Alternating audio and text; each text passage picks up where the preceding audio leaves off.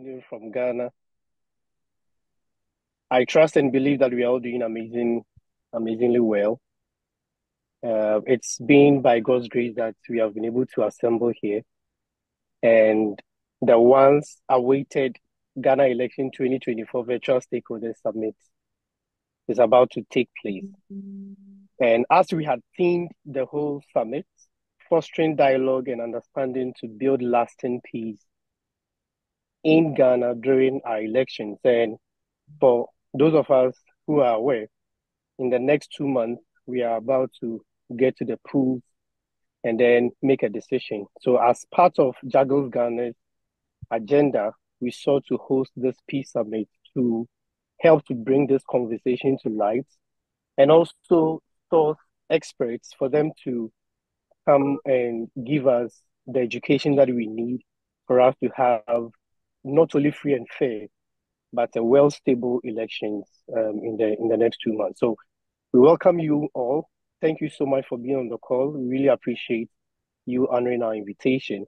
And as a welcome and an opening remarks, we are going to have a word from Ms. Vida Osei-Agyemang, who happens to be the Jagils-Ghana campus coordinator in the country. So without wasting much time, I would invite Ms. Vida Osei-Agyemang to give us the welcome address. Thank you very much. Paul, it's good to see you all.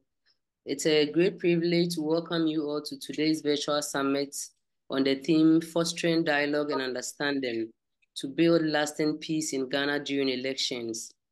As we approach election 2024 come December 7th, amidst growing political tensions that has a tendency to outshine the progress made and the successes chalked in the past, there is the need for us as stakeholders to come together to promote a dialogue that contributes to the peace process in Ghana. Democracy can only be meaningful when citizens are able to engage in free and fair elections where their views and voices are heard and their choices are respected. This is only when we can trust that our society is being built on justice, harmony, and equality. We as Jagils are therefore gathered here today, together with you as esteemed stakeholders in the development of our country, to contribute to the peace process in the country. We seek to promote a process where voices are heard, where principles of nonviolence, inclusivity, and respect for human rights are strongly upheld. As we go into our breakout rooms, let us all work together to contribute to ways that will enhance a peaceful and transparent election process. Let us remember the importance of creating an environment where diverse opinions can be expressed without fear of reprisal, and an environment where conflict is resolved through dialogue rather than violence. I urge us all to engage in healthy discussions, to listen and respect to the diverse perspective that will be shared with an open mind. Let us all endeavor to finding common grounds for peace, for the betterment of our country. Together, let us strive to build a future built on unity, peace, cooperation, and respect for human rights that will impact on generations to come. Long live democracy in Ghana, long live Jagils, long live Ghana, and thank you all. And may the good Lord bless us Thank all. you so much, our coordinator. God bless you so much. So once again, thank you everybody for being on the call. So on our schedule, we are going to have our next speaker to give us the keynote speech for the main event itself. And we are so much delighted and we are so much happy to have such dignitaries in our midst and to also learn from such individuals. And honestly, when I saw Doctor's profile, I was just amazed. And so the individual that we have to be our keynote speaker, has served in ministry for several years, and he has so much experience when it comes to ministering the gospel of Jesus Christ. He's a gifted individual. He has been a transformational preacher, and most of his biblical teachings people have taken up to live their individual lives. He had his secondary education at West Africa Secondary School in Accra and Infantipim School in Cape Coast. He proceeded to KNUST as Kwame Nkrumah University of Science and Technology, where he graduated with BSc honors in building technology. And he holds a diploma in ministry from Trinity Theological Seminary in Accra and a diploma in theology from the University of Ghana. He also possessed Master of Divinity from Eastern University, Philadelphia, in the United States of America, and a doctor in ministry from the same university. Our guest was awarded a Doctor of Divinity honorary from Adonai International Christian University in the United States of America. And in terms of his ministry and work experiences, our guest served as the GAFES Missions Counselor on the three major universities in Ghana, namely the University of Ghana, Legon, Kwame Nkrumah University of Science and Technology, and the University of Cape Coast for 4 consecutive years from 1986 through to 1989. He was ordained into the pastoral ministry by the Ghana Baptist Convention in 1997. And from 2021 to 2028, our guest served as the sector head of West Africa Ghana sector of the Ghana Baptist Convention. He has held various pastoral and leadership positions in several churches in Ghana and in the United States of America. He is a certified professional chaplain with extensive clinical pastoral education training and a member of the Association of Professional Chaplains, APC, in the United States of America. His passion for ministry and interest in imparting theological knowledge in people earned him an opportunity to serve as the first vice chairman of the board of directors, as well as the vice president of convention affairs of Adonai International Ministerial Fellowship Alliance, AIMFA, in California, the United States of America. Our guest is the founder and currently the president of Adonai Theological College in Ghana. And before entering into full ministry, our guest was an assistant quantity surveyor with Architectural Engineering Services Corporation, AICS, in Accra. He was once executive director of Gold Line East Developers Limited in Greater Accra.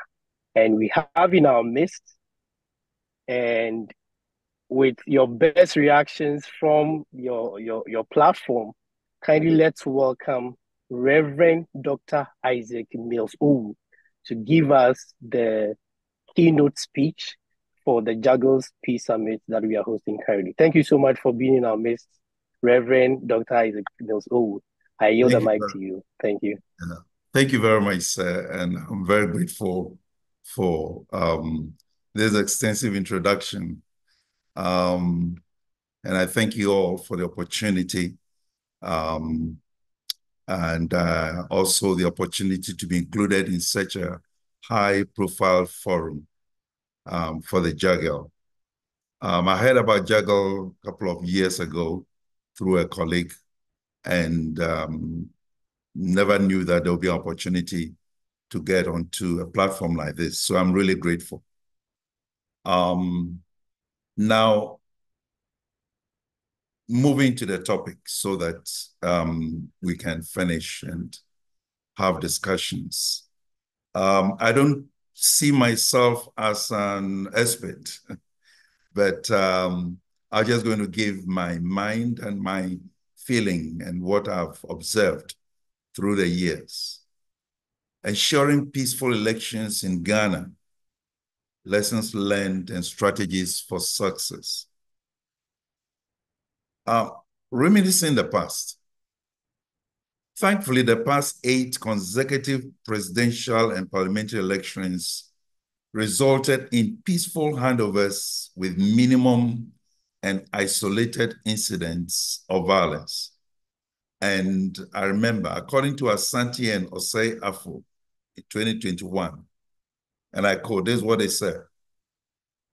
Said most previously held elections since 1992 were generally assessed to be free, fair, and peaceful. Electoral competition, particularly among the two leading political parties, that's the National Democratic Congress, NDC, and the National Patriotic Party, NPP, is keen, with both parties having roughly equal chances of winning elections. This keen electoral competition has produced 3 electoral turnovers, with the two main parties alternating power since 1992. A prevailing vibrant media space and an active civil society environment continue to support the electoral process. Peaceful transfer of power since the year 2001 has been the feather in the country's cap, and we are grateful for that. Allow me also to reiterate that several institutions such as the West African Network for Peace Building, WANEP, and other civil society organizations have played various roles in peaceful elections in Ghana. For example, and I quote, to thwart election-related conflicts and vigilantism and implement interventions at the national and local level, WANEP played a direct role in collaborating with other CSOs, civil society organizations, in the development of a roadmap and code of conduct in order to eradicate political violence, vigilante activities in the nation. In 2000, the year 2000, Ghana Center for Democratic Development, CDD Ghana, established the Coalition of Domestic Election Observers, CODIO, which is a non-partisan organization comprising a network of CSOs ranging from professional to faith-based organizations working together to observe elections in Ghana, CODIO 2016. With a focus of preventing electoral violence, CODIO aims to work with Ghana's Electoral Commission to help ensure that elections are peaceful, transparent, and credible. I also observed, reminiscing, that apart from the 1992 and 1996 general elections, CODIO has observed all elections in Ghana since 2000. With its principle of impartiality, CODIO operates through 42 faith-based CSOs and professional associations to prevent electoral fraud and violence and to enhance the credibility and acceptability of electoral results in Ghana. This was from Badasu 2018. Now, it is worth noting that the 2021 Global Peace Index ranks Ghana as the 38th most peaceful country in the world and the second most peaceful nation in the sub-Saharan Africa. The 2021 ranking I just quoted is an improvement from Ghana's 2019 GPI ranking, where Ghana was ranked 44. So Ghana moved from 44th to 38th as the most peaceful country in the world, and from the 4th most peaceful nation in the Sub-Saharan Africa now has been classified or rated as the second most peaceful nation. Now, since the inception of the Fourth Republic in 1992, we've observed that Ghana has held 8 successful elections: 92, 96, 2000, 2004, 2008, 12, 16, and 2020. The relative peaceful conduct of these successive elections has made Ghana a beacon of hope for democracy, good governance, peace, and stability in Africa. ISIFU 2017. Permit me to state categorically that the organizations that should be most concerned about promotion of peace during elections are religious and chieftaincy institutions in Ghana. If leaders of all such organizations will eschew open partisan affiliations and drum home the need to respect brotherliness and value life for even one's enemy, political violence will be next to nothing in Ghana and many countries. Unfortunately, given the fact that there are conflicts within even churches, religious institutions, and among chiefs and other communities, it makes it difficult to want to fall on these to ensure peace in the nation. However, these are vital institutions that cannot be ignored when it comes to ensuring adequate dissemination of such relevant information as the need to ensure peace in our land. Rather than proclaiming one political party, that's my view, as God ordained to win any elections, I believe religious organizations and other opinion leaders should be concerned about maintaining the peace and unity of society and respect the fact that individuals have the right to make informed decisions without coercion. Any propaganda, therefore, to promote the interests of one party against the other within the society by a religious leader or opinion leaders such as chiefs, who sometimes are motivated by some promises made or financial or material favors received from any party, shows gross irresponsibility on their part. The Media Foundation for West Africa, MFWA, stated in their report before the 2020 elections that the perpetrators of electoral violence have largely been individuals, interest groups, political party affiliations, and security agencies. Sadly, according to the report, security agencies constituted the highest perpetrators, that is about 46%, followed by political party affiliates, 23%, individuals, 20%, and organized groups, 11%. All such valuable research documents and their recommendations, I believe, should be adequately compiled and used for continuous education of the general public and as relevant materials for academic institutions right from the elementary or junior high school to the university level. This will help us to build a better relationship in the future. So all these records are there, all these findings are there, but very little is done by using them as education materials for the populace.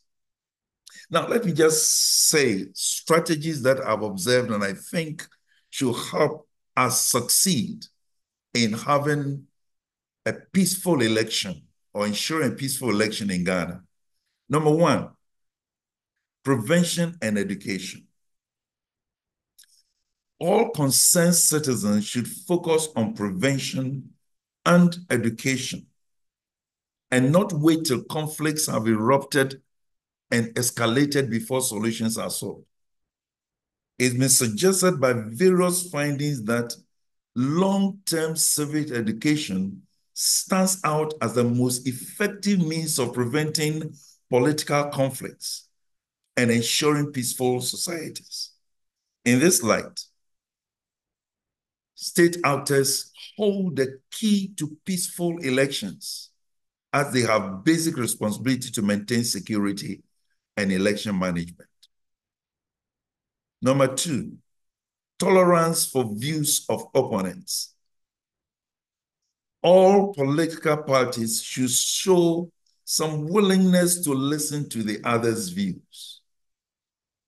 Flag bearers must be brought into several fora to discuss strategies to ensure peaceful elections and how to demotivate party members from reacting to dissenting views.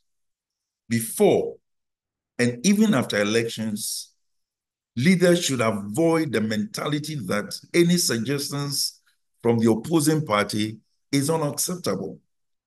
Such attitudes have been the root cause of conflicts even among parliamentarians. Elsewhere, renowned leaders have used uncouth languages to describe their opponents. While it is perfectly normal in democratic settings for the political parties to freely criticize the performance of the incumbent, but they should not warrant insulting language that have the potential to create mayhem. And of course, not in Ghana. Number 3 that I'll suggest or propose is the National Peace Council. I see the National Peace Council as a similar institution that is in the United States, which is the United States Institute of Peace, funded by the Congress. I believe that the National Peace Council should be totally non-partisan. The members should have been constituted with the consent of all major parties and not just the ruling government. Members should also be given strict admonition not to be partisan in all deliberations. Any evidence of partiality or political biasness should disqualify any member from continuing to serve on such a council.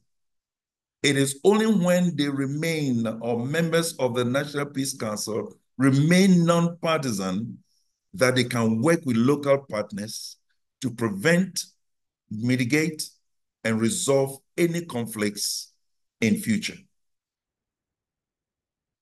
Number 4, support and sustenance of election peace organizations. Support and sustenance of election peace organizations should jointly be financed by major political parties, not just one party or the ruling government. It is said that he who pays the piper calls the tune. Considering the hard economic situations people find themselves in, these various agencies, chiefs, and religious leaders should not be put in situations that will make them seek financial and material favors from political parties, as doing so will make them biased in one way or the other. Individuals in these organizations must have the integrity and freedom to point out errors and any evidence of bad governance and practices without fear or intimidation. Number 5, willingness to listen and adhere to constructive criticisms. I wish to say that incumbent party and governmental institutions should be prepared and willing to adhere to any suggestions and requests from opposition parties just to ensure fairness and avoidance of doubt. For instance, why should it be difficult to display the voting register? Is this something we need to fight over? The need for good cooperation to manage the electoral processes by all the parties should be fostered. It should be something to easily carried out by everybody just to ensure fairness and avoid any doubt. So there should be willingness to listen and adhere to constructive criticisms from the other side. 6, frequent collaborations and public discussions with concerned institutions, groups, organizations should be facilitated by the National Commission for Civic Education, NCCE. frequent collaborations and public discussions with concerned institutions has to be facilitated by the NCCE, the National Commission for Civic Education. This should include the media, political party representatives, civil society organizations, chiefs and heads of religious organizations. Of major concern should be chiefs and religious leaders who must also resist the temptation to favor any political party, whether by clan, by language, by tribe, or whatever. It is such collaborations and public discussions, such collaborations, which is facilitated by the NCCE, and the public discussions should be ongoing before and even after elections, just to ensure that there is good understanding of our togetherness in this nation, irrespective of our party affiliations. Then 7 out of my 10 points. The role of the media.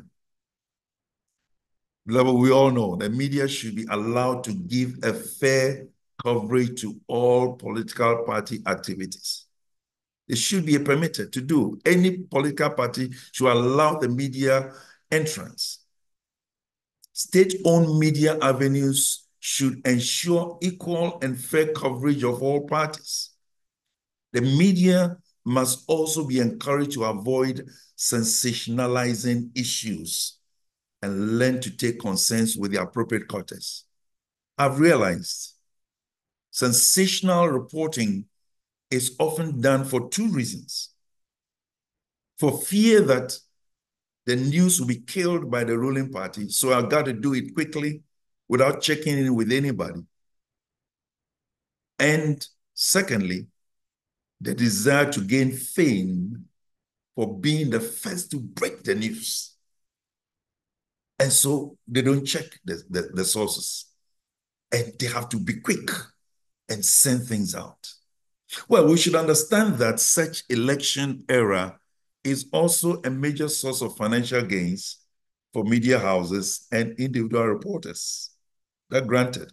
And this explains the bias in reporting sometimes, unwillingness and unpreparedness to ensure truthful and honest reporting.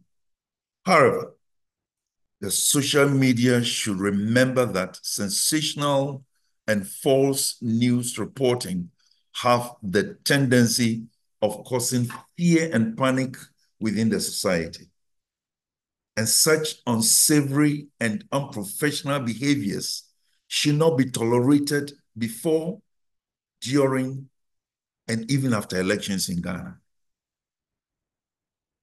There should be the need for the Electoral Commission, the EC, and all concerned security services to seriously monitor social media and put out corrective statements and measures to kill any sensationalism as soon as they appear. This must be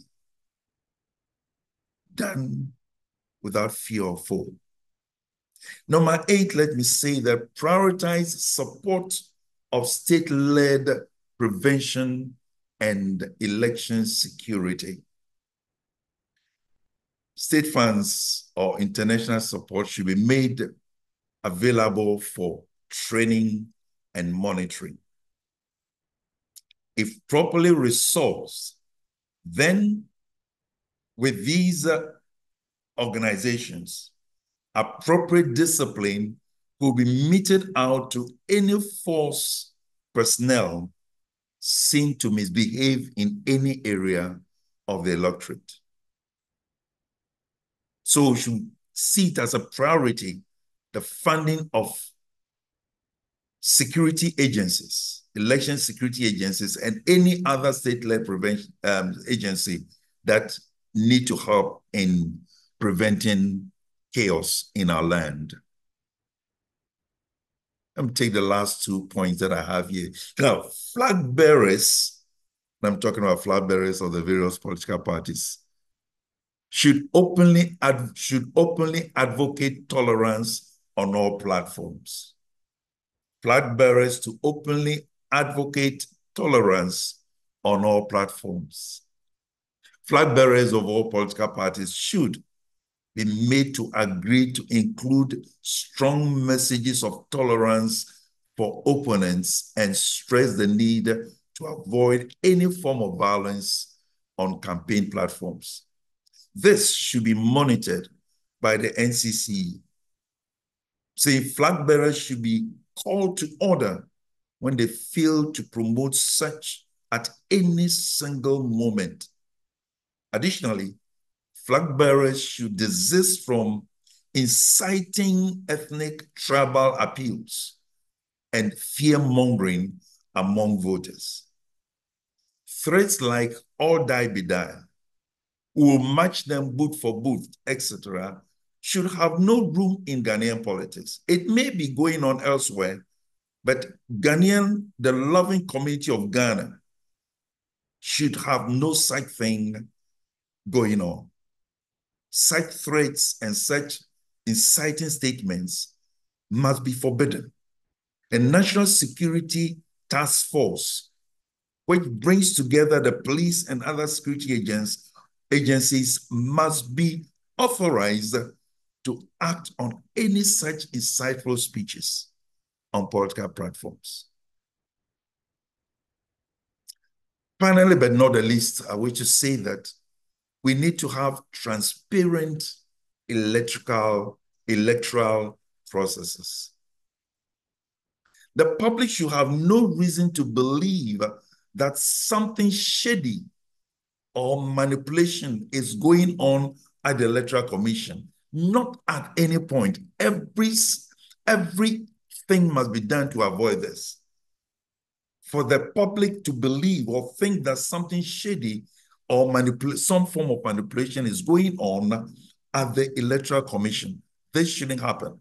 So the ruling government must ensure the independence of the Electoral Commission to implement secure and transparent voting procedures, and alongside be able to provide regular updates on the electoral processes through diverse media channels to the public.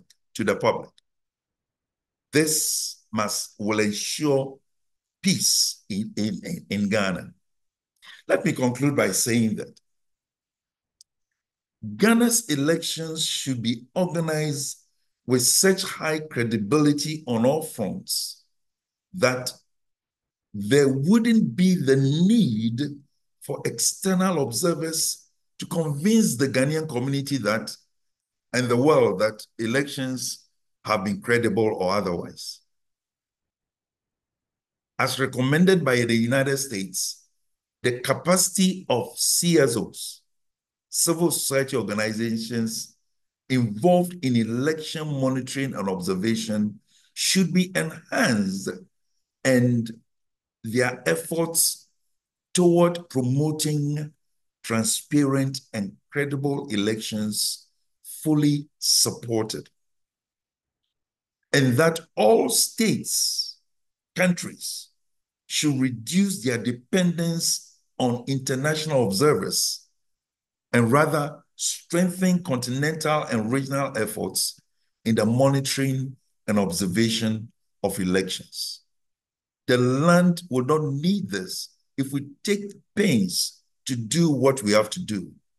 This will be my conclusion to this topic, and have some references, but I don't need to read that. So, convener, I yield to you for any possible discussions or questions. Thank you very much. All right. Thank you so much. Thank you so much, Reverend Doctor. It's been amazing 30 minutes. We are so blessed with such wisdom and experience, backed with so much research to support what you have given us. And honestly, from some of the points that I was able to put down, those of us who are in strategic leadership, we can literally go down and educate people and also make sure that wherever we have influence, we make sure people understand these points. And these are just amazing, amazing education that we have had this afternoon. So please kindly go to your reaction points, and then let's give Reverend Dr. Isaac Mills Owu a reaction. Honestly, he has done an amazing job, and we really appreciate such wisdom. So we are going to have a 10-minute question and answer session. So if you are on the platform and you have a question, you can give us a hands up, and then you unmute your mic for you to ask. If you can't do so and you wish to put it in the comment section, we would also appreciate it and read it to Reverend Doctor to respond to us. So kindly let's know from the audience. Okay, so Selassie, kindly unmute yourself and please let's go ahead. So thank you so much. Reverend, really appreciate your presentation. You spoke really well and you touched on critical points. My two questions have to do with one, some of the recommendations you made regarding flag bearers be called to order. My question would be, who is going to be responsible for calling them to order? And the other one is the role of the media. We are in a very sensitive environment where anytime the media regulators want to enforce some regulations or put things into order, you find the media community crying foul. That's the politicians want to heckle the media. They want to stifle media freedom and all that. How can this be done such that the regulators can still enforce the ethics and the regulations and not make the media community feel that their freedom is being trampled upon? These are the two things that I want you to address for us. Thank you. Thank you very much. Thank you very much. And I appreciate the questions. Who calls to order? We have institutions. We have people who are supposed to maintain election security. That's why I'm saying that we must prioritize their support of this state-led organization of society securities, and so that they can do their work. Must give it a priority of their support so that you have what they need to follow these things. And then there are other organizations like the NCC monitor or try to bring other advocates of peacefulness into our land, also must be encouraged. But then if these people, their ears are always on the ground, they are listening to it. And especially the security agencies, the police, and the military, and any paras, whatever it is, must be able to bring this out. And that's why I put the blame, I put the responsibility on the ruling government. Shouldn't sit down because you are a ruling government and you are also campaigning, all right, to allow some of these things to pass by. That is not being fair to the people of the nation. Any such thing that is reported must give authority and the right for people to get in and put things right. Or they should go online and bring out statements to correct any false things that are going on. So we have our security people. It's not going to be done by individuals because that will create mayhem. And I believe that this is where we need to go.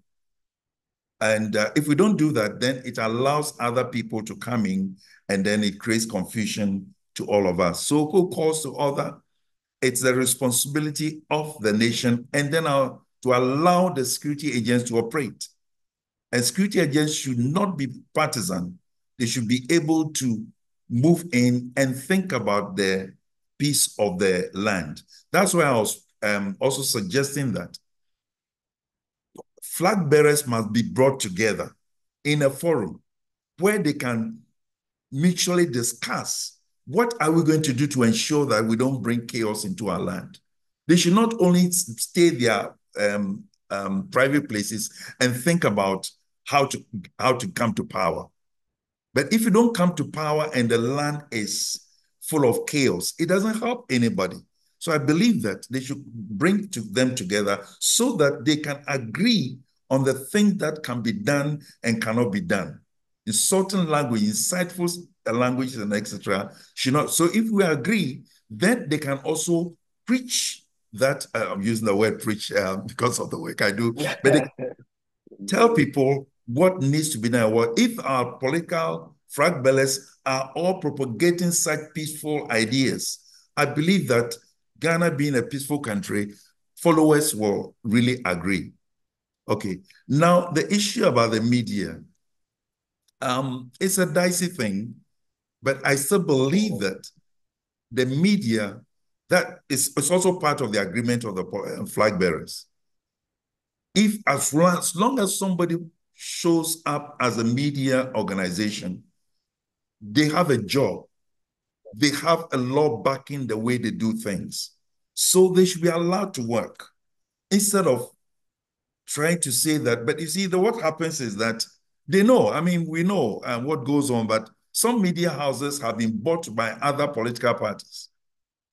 And so they are allowed to cover some areas, and other media groups, when they are coming in, it becomes a wahala. So I think that there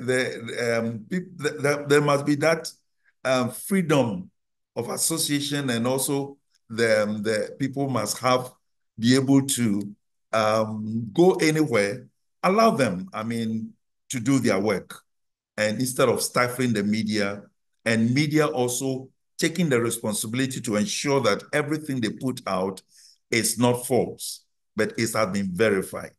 I believe that other people too may contribute to this if I have not said everything that needs to be said. So I'll end here so that other people too can chip in. All right, thank you, Reverend, so much. I will quickly take the last question from Ernest to Usu, and then Ernest Osei-Agyemang, please. Okay. Kindly go ahead quickly so that we can. Yeah, thank you so much, Percy and Doc. I duly appreciate the time.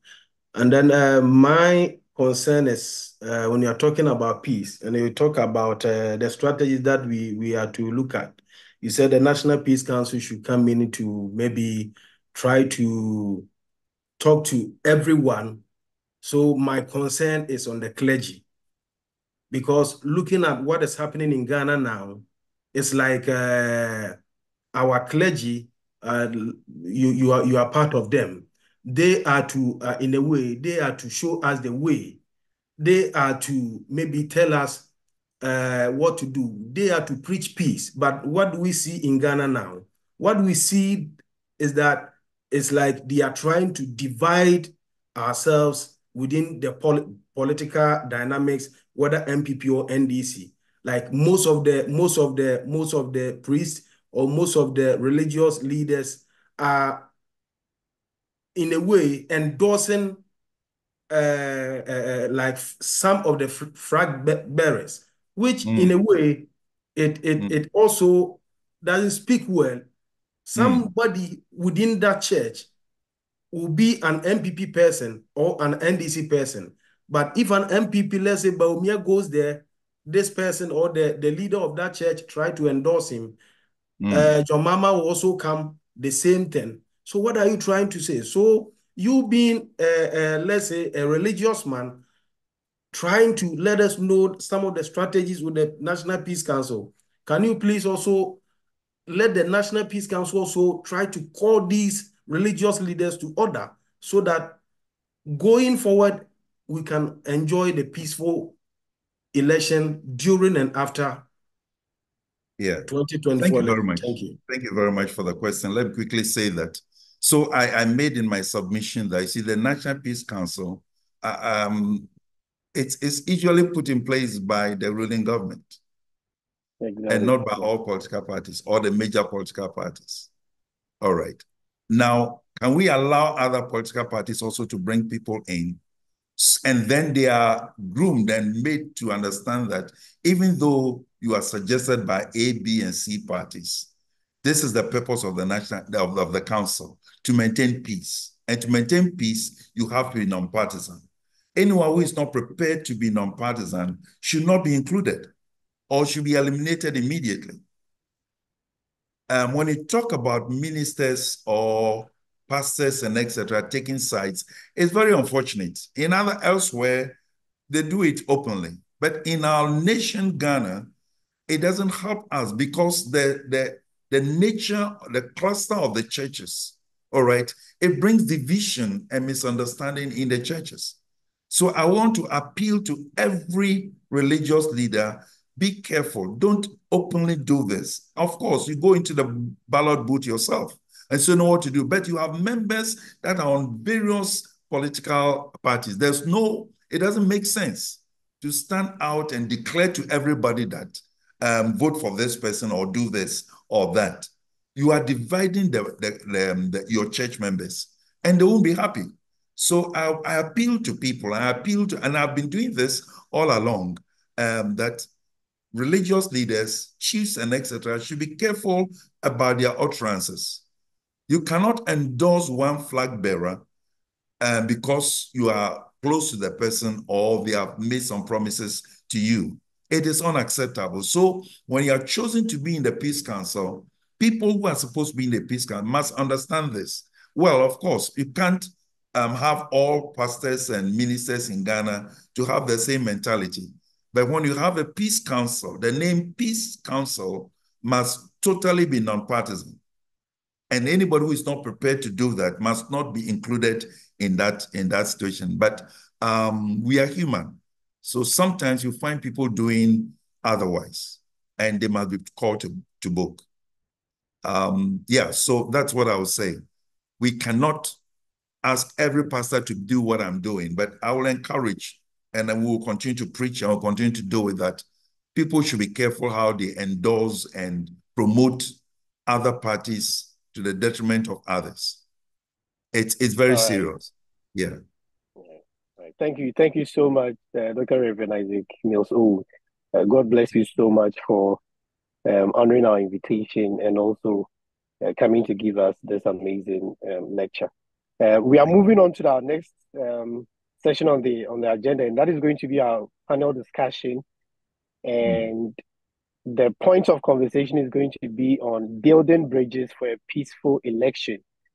We are also honored to have important stakeholders on our panel, and it is going to be moderated by Mr. Selassie A. Mensah, who happens to be the Jagils Alumni Editor-in-Chief, the Inspirer. So on the panel, we have an MPP parliamentary candidate. That's fine. My name is Selassie Mensah, the Editor-in-Chief of the Jagils Inspirers Alumni Network, and I'll take over from Kwesi Otin. And as he was saying, this panel discussion is going to focus on building bridges for a peaceful election.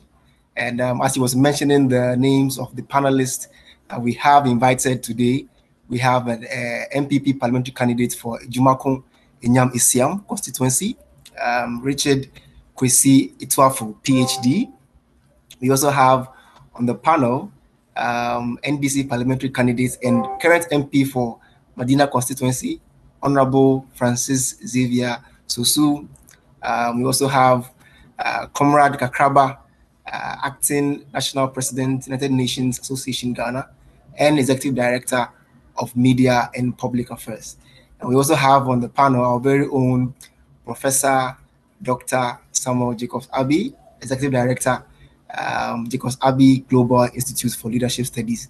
I know most of you know this person so well. I'll just do a quick introduction of all the panelists before I go into the questions that we have.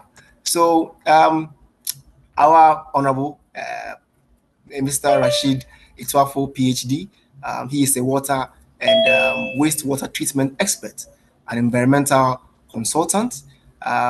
He got his PhD from the Kwame Nkrumah University of Science and Technology, Kumasi. He's also had other, his first degree there from the KNUST.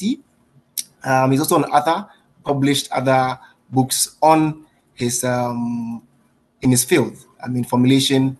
One of his books or publications has to do with formulation of suppositories of alum produced from bauxite waste in Ghana for the treatment of hemorrhoid. And we also have another publication on treating waste with waste, the potential of synthesized alum from bauxite waste for treating car wash wastewater for reuse. He's also currently standing in this year's election for a Jumako constituency, and we wish him all the best in that. We also have Honorable Francis Xavier Kojo-Sosu for the NDC. He is the parliamentary candidate and also the current MP for Martina constituency.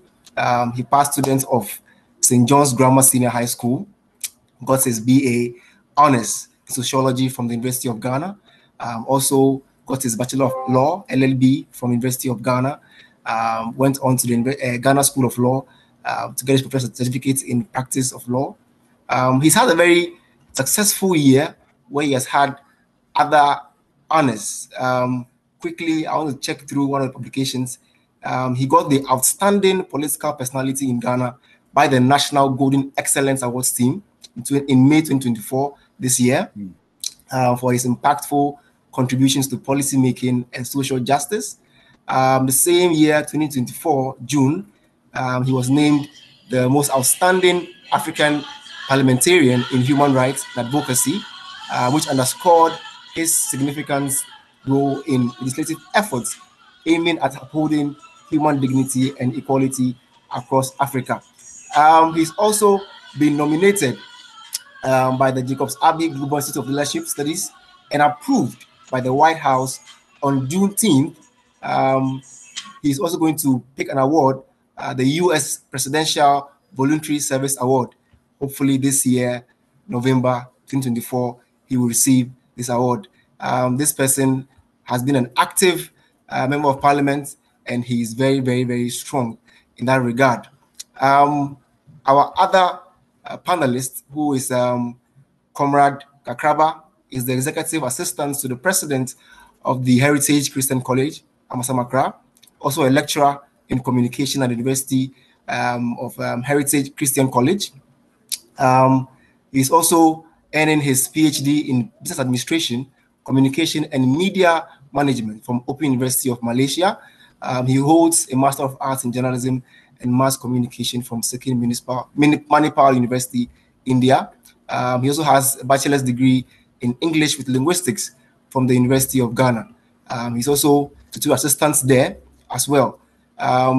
He's been he's worked with the Ghana Broadcasting Corporation as a reporter, news anchor, editor, program producer, host, and commentator for 7 years, where he anchored many high-profile events. He was awarded Ghana's Best Journalist in Political Reporting in 2013 by the Ghana Journalists Association, and was a two-time finalist for the Best TV Male News Anchor in 2014 and 2015 at the Radio and Television Personality Award. He's also covered international conferences in Austria and in India. Myself, I have watched him a couple of times on TV and listened to him on radio so many times. This one I'm going to introduce, he needs no introduction. You know him as the Papa of the house, Professor Dr. Samuel Jacobs-Abbey, Executive Director of Jacobs-Abbey Global Institute of Leadership Studies. He served as the Programs Director for Sub-Saharan Africa Youth for Human Rights International. He is passionate for gender equality and the protection of children. And this has been evident throughout his career. You know, he's had other diplomatic services in the past. He has served as a consultant for YHRI, UNICEF, UNESCO, UNDP, UNV, Children of the Earth, One Humanity Institute, JCI, and among others. He's the chairman of the Board of Trustees for the African Girls Hope Foundation. He was a senior technical advisor for Girls Excellence Movement, a US-based nonprofit organization. Currently, he serves as a training specialist at FEMA, as the Federal Emergency Management Agency in the US, and also a professor of corporate governance at the Morris Brown College. Ladies and gentlemen, I present to you our panelists for the second session. Can you please unmute and just give us a few words regarding what you've heard from Reverend Owu and your general impression about Ghana and the elections that we're about to enter? What have you seen? What have you felt so far? I'll start with Comrade, being a media personality. I want to hear from him first. Yeah, we can hear you. I can hear you. Good afternoon to my colleague participants. The year has been good, largely peaceful. My constituency has been one that has always since 2008 has been flagged as the hotspot, but it's been largely peaceful, Awesome. Thank you so much for the few words.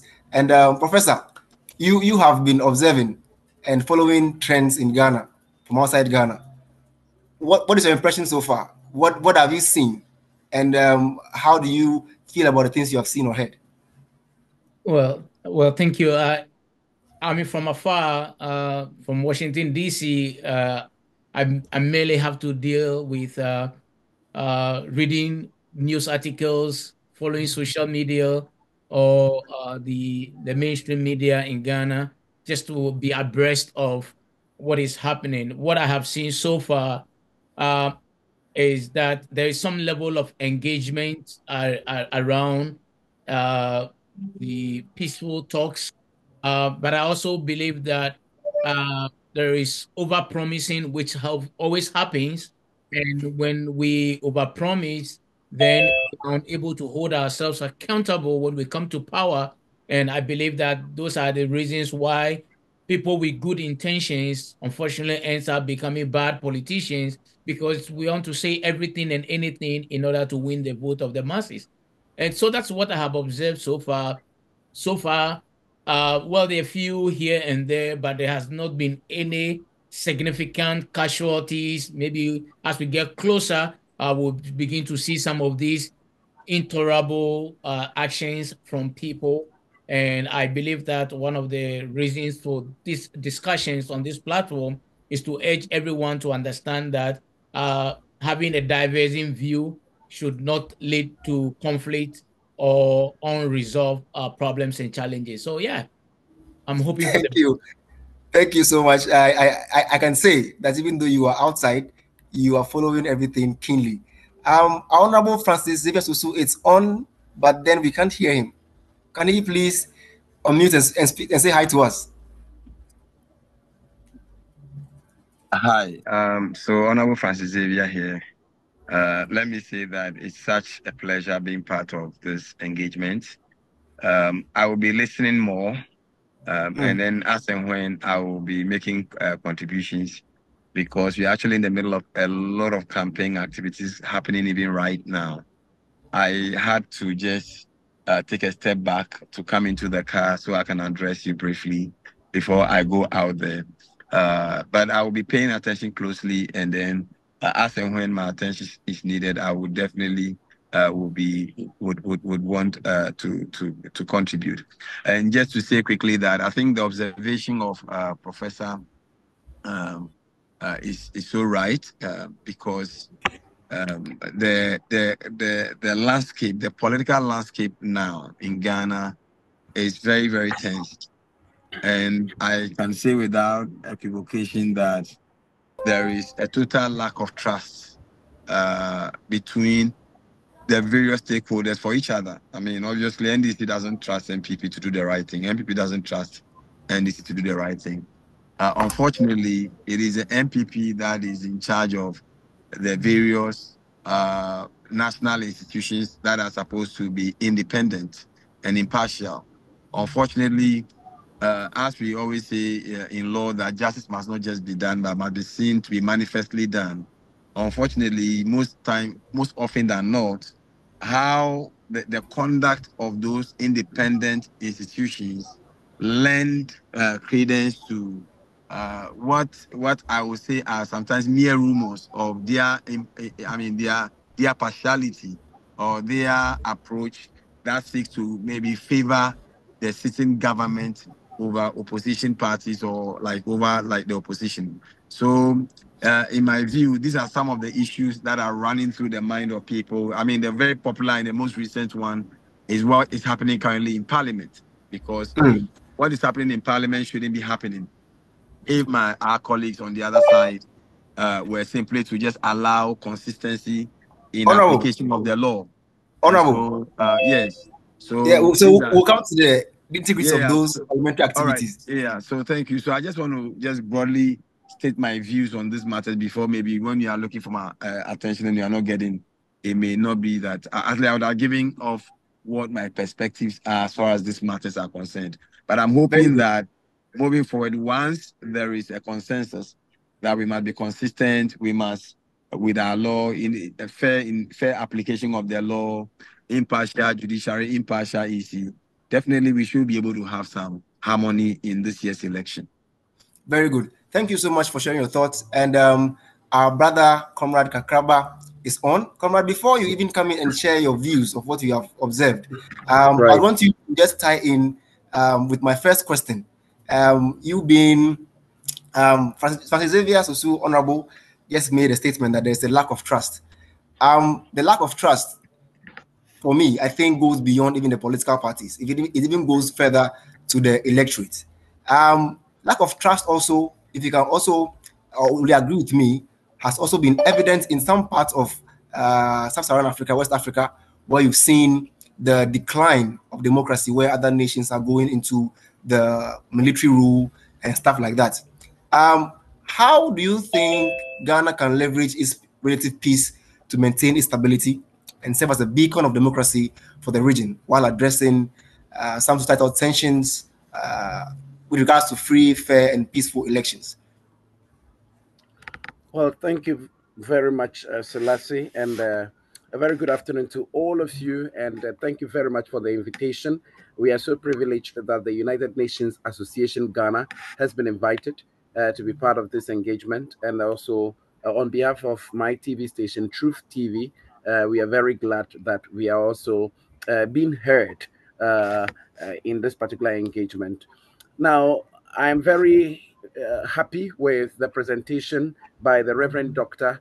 Owu on what the general ideas are for us to be able to have peaceful engagement. And that's exactly what there needs to be. That is the fact that all political actors must be tolerant enough. I mean, it is not a contest of it's not a do or die affair. It shouldn't be seen as that, but that is how we have made it to look like. It is a contest of ideas, and the best ideas must win the day. And we think that as a people, we all the electorate also need to gravitate towards where we are telling our own leaders, our political actors, that if you're doing something that is untoward, that is unhealthy for the nation's democracy and the peace, we need to call them out. We need to speak to them. We need to let them understand that that is not what we want. I don't want to be in a country where leaders are showing bad examples, are misleading us, and are causing fear and mayhem. I want to be supportive of individuals who are championing the cause of peace and development. And no matter how good you are as a person, if your ideas cannot convince me, then I cannot help you, And so if you just want me to buy into you as a person and your bravado and your, all the display of strength and macho men and all of them, that is not what I want to be part of, or I know a group of people who we are leading, would want to be part of. And so I love the broad perspectives that he has laid forward, and then also the fact that the National Peace Council ought to also be seen as really playing its role in this regard. The Electoral Commission, as you have said, needs to also stand as a beacon of hope and of integrity and a trust, a place where we can all have trust in, and then we will not be, trying to understand whether there is some manipulation or otherwise. No. So I've observed elections. I've covered elections in Ghana, and we've seen a lot of things happening. We know that yes, we have not really discharged our duties, the various actors in the past, very optimally. And I think that in this year's election, we all need to be seen as doing that. Me, as part of media, because I manage a TV station as well, and I manage a team of journalists and all of that, videographers, social media communicators, and all of that. I also would love to tell my colleagues in the media that we are the fourth estate of the realm, and if we are not giving the platform for people to vent all these ills that we have spoken about, then they will not be heard by the people. But if Very we good. give our platforms to be, for them to be venting them out, then of course the people would, people are just very volatile, and if you just light a little much stick, it would Yes. just set the whole forest on fire. And so these are my initial thoughts for now, and then I know we'll be getting into the details. Yeah, thank Yes. you. I would now want to go to Honorable Richard Etofo.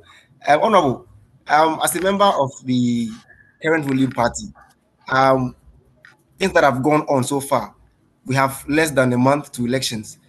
Have you seen certain things that are going to ensure free, fair elections for all of us? Yeah, I think largely the electoral process has been, yeah, I mean, naturally, you have a few issues here and there, but it's been largely fair. Largely fair. Looking at the process, I think the elections are not, it's a process, it's not an event. So normally you may have one or two of those events going off. But largely, I think that we are on course and it's been fair. What I would want to see a lot more is the Electoral Commission being a lot engaging, because once there are issues along the process, if the Electoral Commission is a lot more engaging, it tends to solve a lot of issues. But largely, it's been fair. Largely, I think it's been fair. No, very good. I would want to go to Professor. Professor, you have worked in civil society for a very long time.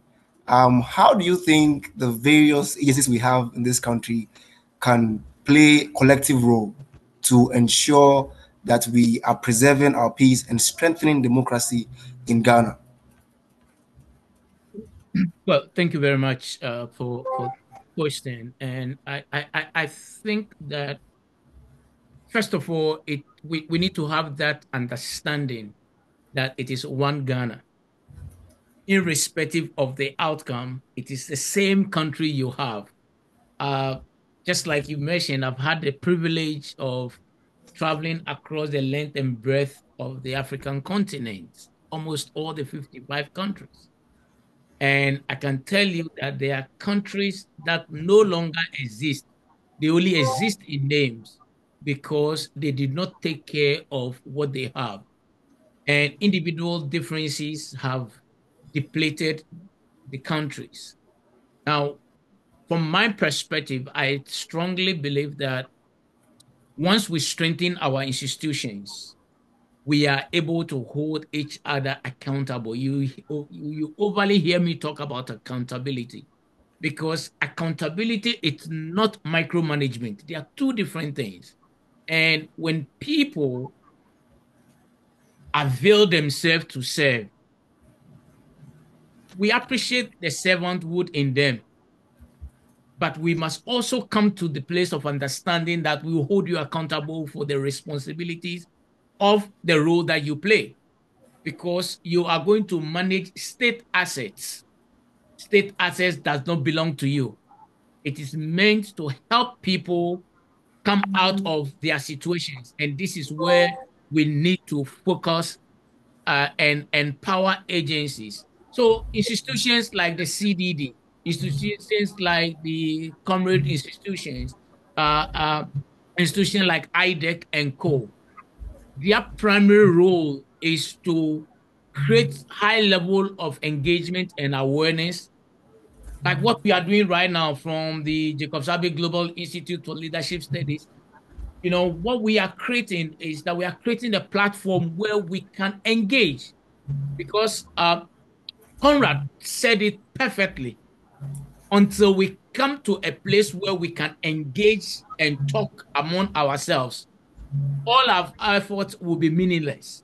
Because at the end of the day, see, one of the things that we have to quickly understand is that in Africa, in most African countries, sociology will teach us that we are same people.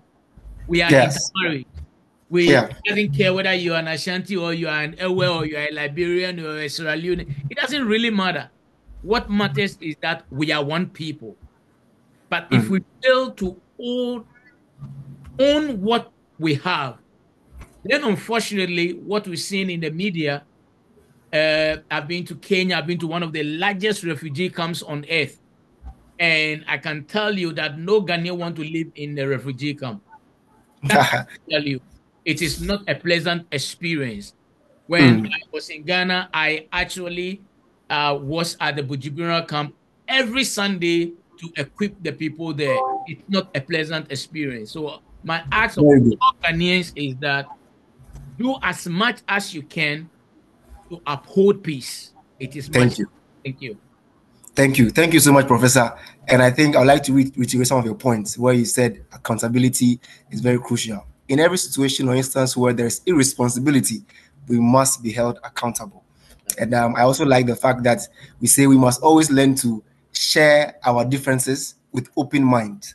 We must learn to understand people from the perspectives that they are coming from. It's not a matter of life and death. I want to go to the candidate for Jumaku, the PC, Rashid Twafu.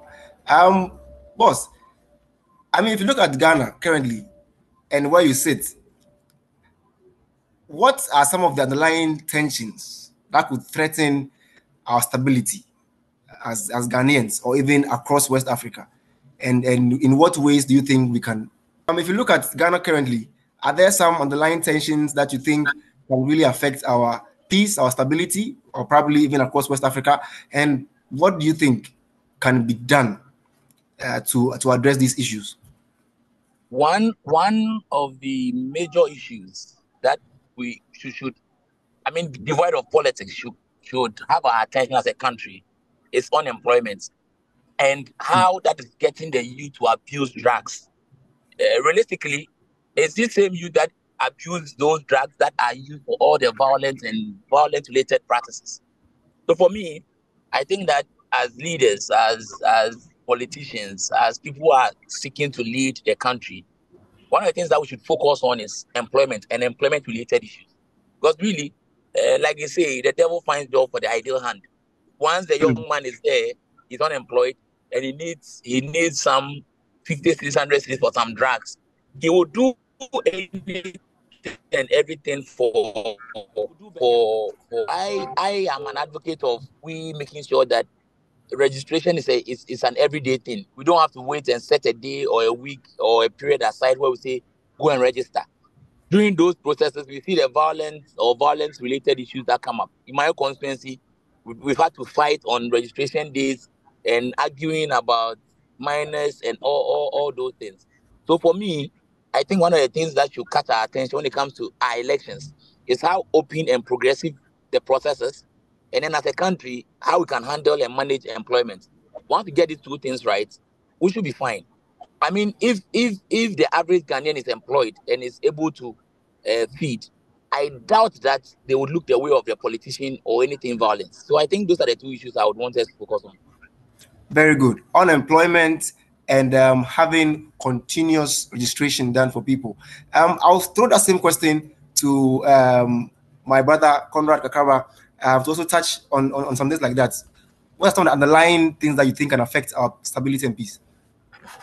Right. There was one point that Doc mentioned when he was presenting. That's about ethnic divisions. And that's a key aspect that we need to look at as a country. We as a people we have a lot of ethnic lines and ethnocentrism, basically. And of course, it's good and very proper to feel good about your ethnic group and to love your people, to be very dedicated and committed to them. But it shouldn't be at the interest of denigrating the others. You know, I come from the Volta region. I'm in former Volta region. Now I'm from Oti region, and my hometown is where Oti region begins. That is Sancho Kofi, part of the Sal, the infamous or famous Sal. I don't know which of them. So Sancho Kofi, and so that's where I come from, and I bear an Efanti name, Kakraba. So because we are Guans, and people don't really know much about us, but we say we are the indigenes of Ghana, and that's what history tells us. And I married to an Ashanti woman. She's from Obuasi, and I also speak some little Ewe as well because I was from the Volta region.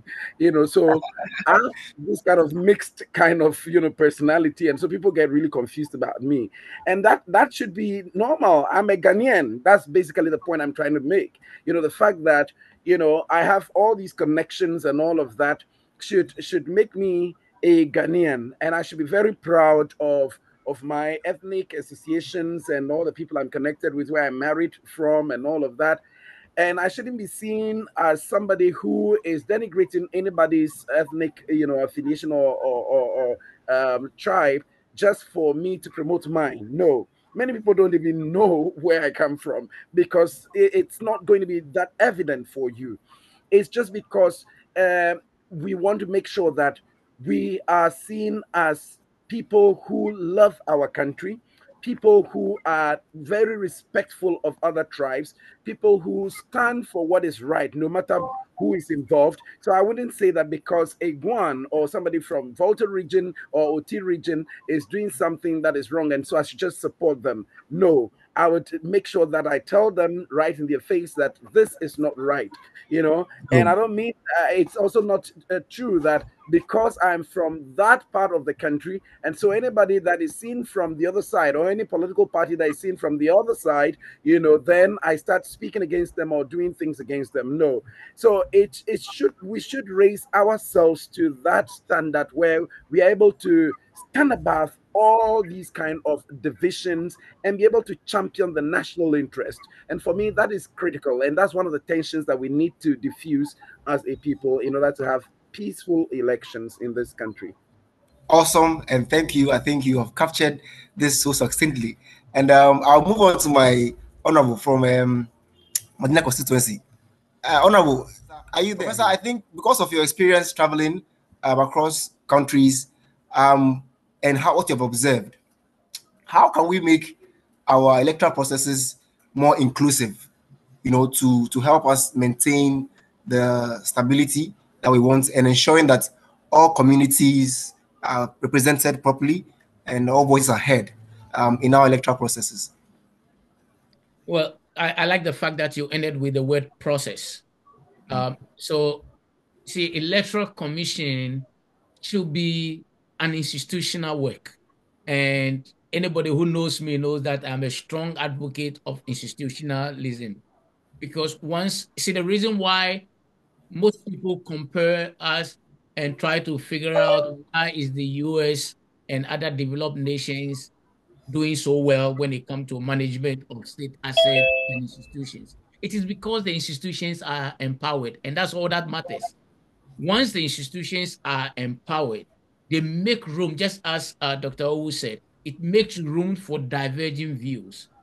For instance, the Electoral Commission is established by an act of parliament, and it is meant to be free, fair, and take any iota of doubt from the minds of the people.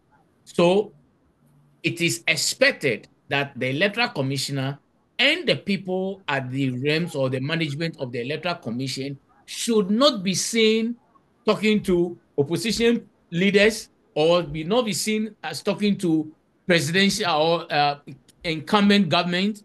Whatever, they can even be relations, but we have to understand conflict of interest. Even in the secular corporate world, you will appreciate the fact that a man and a wife are not allowed to be in the same department. There is a reason. The mere conflict of interest alone is enough to create a certain doubt for the people. So my perspective has always been we should invest as much as possible into the Electoral Commission. Now, you will realize that until Afarijan left, he maintained a high integrity as far as Electoral Commission process in Ghana was involved. Was he perfect? Absolutely not. Did he have his own flaws? Oh, yes. But there was some level of integrity that he brought to the scene. You know, even in universities and professional institutions, when you are appointed as electoral commissioner to oversee the election, what do we call ourselves? I'm the Farijan for the moment. Only when people perceive you to be credible that they adapt your style. So I think that the Electoral Commission must use all its resources to show some level of independence. Now, how Very can good. you be much independent? By engaging, like Comrade said, no, let's bring political institutions together. Let's bring civil society organizations together. You know, let's bring, I recall many years back, I was in Kumasi with the CDD and IDEC engaging people about elections. And we're working on behalf of both the Electoral Commission and the civil society community. The whole idea is to create some level of strength and support for our people. But because Awesome. if we appear to be compromised, all our effort will go down the drain. Thank you. Thank you so much. I think whilst our other panelists are off, I would want to pull in Reverend Isaac Muso, if that's fine with you. Good move. That's okay. Thank you. Yeah, so but before I come to you, I'll first of all push this question to Conrad Kakraba. Can you please just speak on peaceful and free and fair elections? Are they the same thing? Can you have a peaceful election and have a not free and fair election? Or can you have a free and fair election and still have a peaceful election? Well, I'm not an electoral expert, and so I may not be able to give you all those terminologies breakdown. But what we know from our media perspective is that when you say something is peaceful, then it means it's non-violent. Non-violent, as in we're able to take out elements that would cause trouble and make sure that we all feel safe. Nobody is insecure. Nobody's been intimidated. Nobody is feeling that okay, I'm doing this, and then the security people are undermining the process or something like that. So peace generally, and also from the UN perspective, we are also ensuring that we create the atmosphere. First of all, the atmosphere that all elements must work together in order to ensure that everybody feels safe to go and exercise or even speak about their policies and all of that. Nobody should be gagged. So the media, for example, should not be gagged. We should not be prevented from speaking our minds on issues once we are within the remits of what is right. And also, political actors should also not be intimidated by any incumbent government, or any opposition strongholds and that sort of thing. So people should be they should feel safe, free to go and then do what they have to do politically. That is one thing that we know. Then when it comes to transparency, transparent election, we are talking about the fact that yes, all of us should know that what the outcome and the processes, as Dr. Jacobs said, is a process. The electoral system is a process. We should all believe that that whole process is devoid of any manipulation from an individual or an institution or some group of people. So everybody should see it as very clean. Now, fairness is about the fact that, of course, there is this inclusive nature of the election. All the political parties, like, we have the IPAC, when they go there, or the role they're supposed to play, they play it with that inclusivity in mind, so that everybody understands that the processes they've outlined have the backing and the buy-in of all political parties.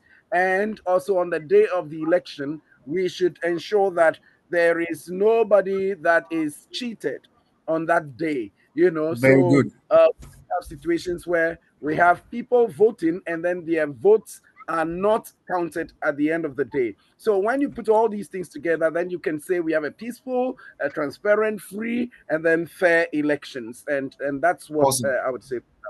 Awesome. Awesome. Thank you. So, Rev, I'll still push the same question to you. However, I would say, what is the relationship between a peaceful, free, and fair elections? What's the relationship?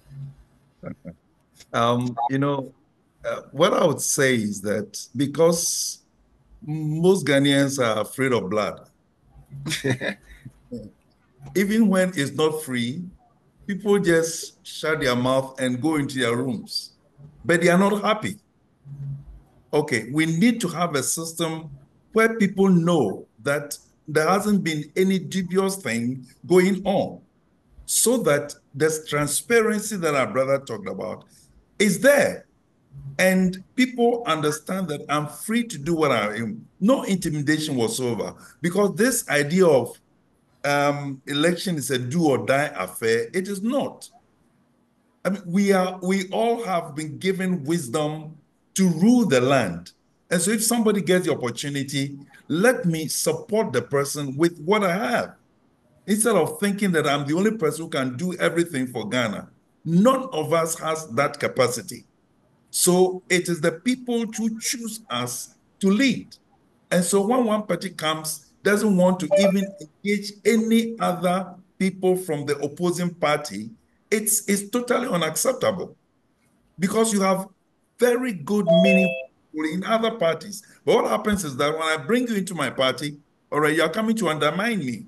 So there's that fear, all right, of bringing others. But it means that we are actually not helping our system. We are not helping the land by thinking that one party wins and then takes it all, which is Very good.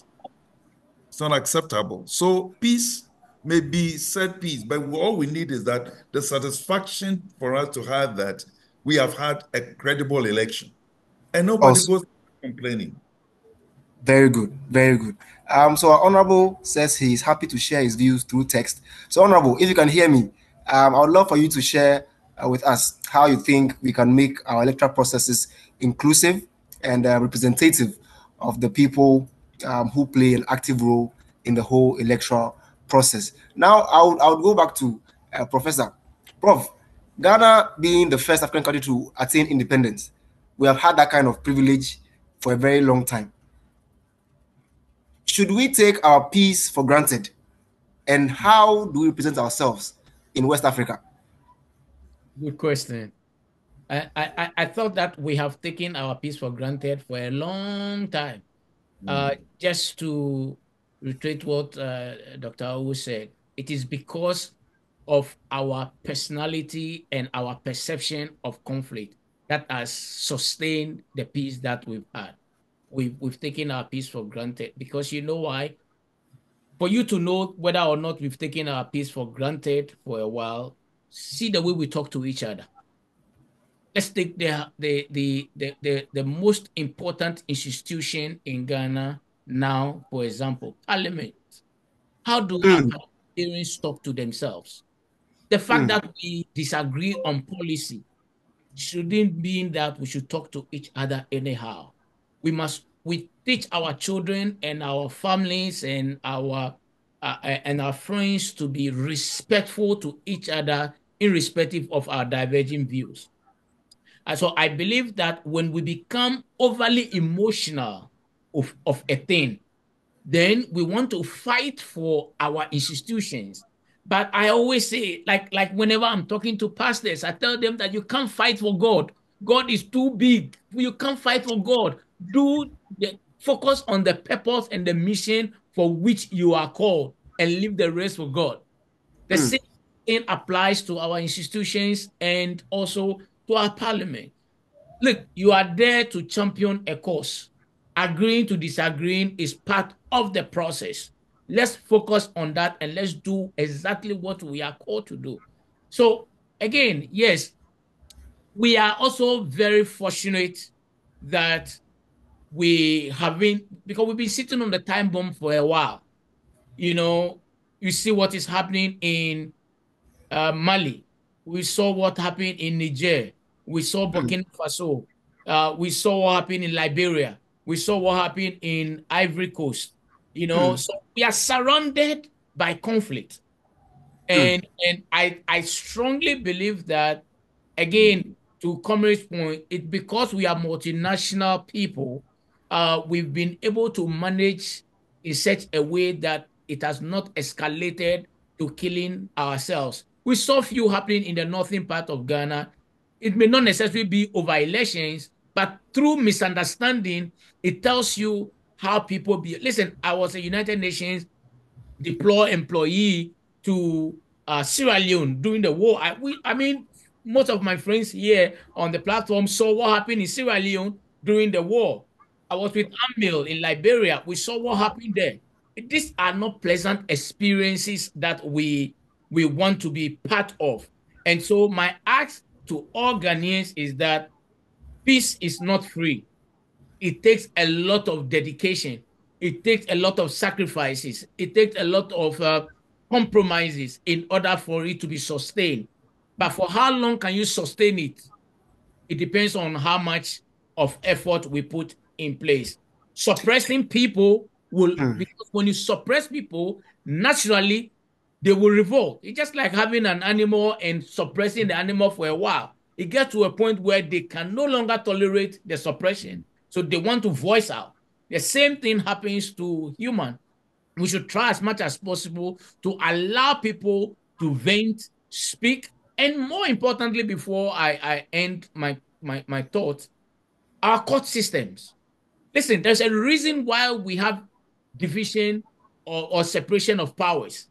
Our court system should be seen as independent as possible so that when the other sectors of our nations get disputes, they should trust our court system to be fair, to pass judgment that each and every one could accept. Because once our court system becomes compromised, that is the beginning and the end of the nations. Because all the countries that we've seen across the world fighting, it is because they can no longer trust the judicial system to be independent. So what is the point of going to court when I know I have a valid case, but yet I know I will not win because I don't have what it takes? So that is where we are. And I think that I will end here. That is very, should I say, touching points you have raised. And I remember in 2008 when former President Barack Obama came to Ghana, when he was leaving at the airport, one thing he said was that Ghana must build institutions, and we don't need strong men or macho men. We need strong institutions. So I've seen that throughout our conversations, institutions have run through, and it's a great point we are all raising. I'll come back to Rev again. Rev, what should we learn from countries that have reversed or gone back to military rule or autocratic rule? What should we learn from such countries in Ghana? Thank you very much, Selassie. We have observed that going back to military rule is not a solution to the problem of the land. One, most of those who have taken over the countries, the race of the countries, have done their best, but have not involved the brains in the land to develop the nation. And so it has been like some personal issues, all right, that have gone on. They've gone for a long time, and then everything is derailed. And then we come back to square one. So I believe that, as has been said, we don't need to, we should just allow people to air their views and be listened to and respected that they are part of the land. And so they have every right to contribute. It's this selfish way of leadership that is killing our nations. Okay, I mean, we have other big nations where the court system has also been biased. We can't have that in Ghana, you know, and if it continues like this, we will not develop. And that is the sad era that we are going to be in. So I think that we need to learn our lesson. It's not good going back to military or going back to those things, but we have this political system, this democracy must be allowed to operate. We want to operate democracy, but we don't want to respect one another and accept the values that other people bring into leadership. Okay. When you don't know, you don't know. Yes. Okay. And then, yes, I mean, that's what I would say, but we need to respect people and their views. Some have learned political science, they have all the ideas, but because they don't have financial backing and somebody to push them, they can't bring it out. Nobody's listening to them. That's unfortunate. Very unfortunate. And if I'll add this quickly to Please what do. Reverend said. Absolutely to agree 100%. Listen, Ghana has been under several military rules, and probably most of the people in this dispensation are young, so they have not experienced what our fathers and grandfathers and grandmothers experienced under military regime. And sometimes the problem is that when we have democracy and we have peace, we think that it is cheap. And so when we look at the northern part and the eastern and the western part of Africa, and we look at the Malis and the Burkina Faso, and we see these military juntas take over, we consider them to be strong men. Yes. But the problem is that irrespective of how they appeal to you, you can never replace a democratic process with a military junta. I'm telling you, your fundamental rights are taken from you from the word go. Yes. One military institution. Look, I was a great fan of Captain Thomas Sankara. You know, I was a great fan of Samora Machel and all that. But trust me, people will tell you their fundamental rights were all taken away from them because of the military presence. When they come to power, they suspend the constitution. So yes. If the constitution is suspended, there's no fundamental rights. You can't say anything. You know, so it's very important for us to pay attention to some of these things, and I wanted to chip in that really fast. Thank you. Thank you so much for raising these points. Myself, I've been a supporter and a fan of some of the military rulers we have now, like the young man in Burkina Faso. But I also look beyond the aesthetics, the beauty of what people are promoting. And see, if you go down there, people are struggling and they can't solve all the problems, honestly. So they shouldn't be portrayed as though they have all the solutions to the problems we have. Now, I want to go to my senior comrade, Conrad Kakraba. I realized that in our conversations, we have always asked that people should be given the room to voice out their concerns, to share their opinions and all that. When we see people go on the street and demonstrate, should we take that as a way of sharing your concerns? Or should we see that in a bad light? Okay. Well, thank you very much for that. So the right to protest is one fundamental right that is enshrined in our constitution and also in the UN declarations and all of that. The fact that, I mean, if I don't like something, I need to let you know that I don't like it.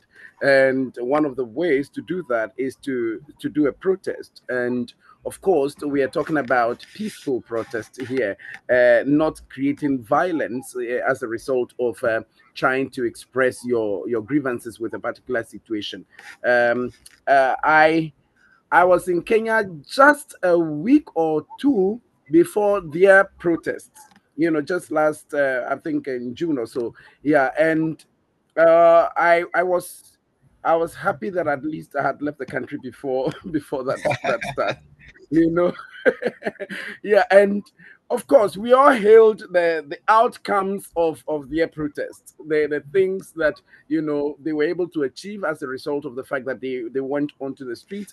But to the extent of all the demonstration, the violence, and then all the demolitions and all of that, I mean, we wouldn't support that. We would love protests to happen, but not to create a sense of a state of emergency, and that is not right.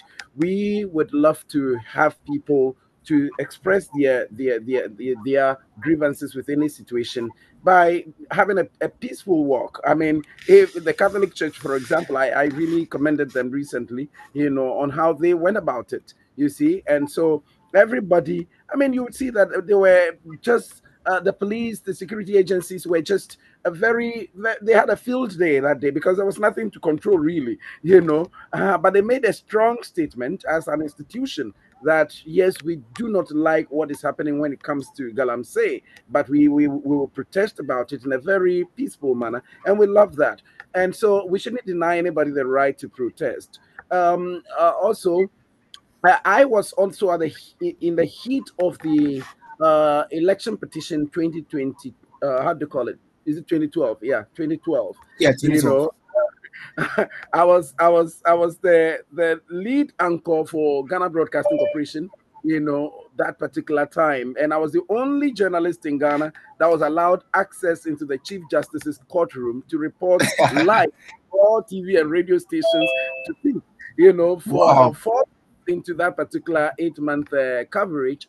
And I was so overwhelmed because it showed us the tension in the country, but the tension that was well managed, because as a journalist, standing in between all these big wigs, and still trying to make sure that you are getting the views of each one of them out in a very decorous manner. It wasn't easy at all. Some journalists were brought to the Supreme Court and were, sanctioned because they weren't doing it right. And so we, as the state of the realm, when we allow our media houses, as I mentioned earlier on, to be used as a place for protest, we should do it in such a way that we do not end up injuring the peace again, or the situation, or others.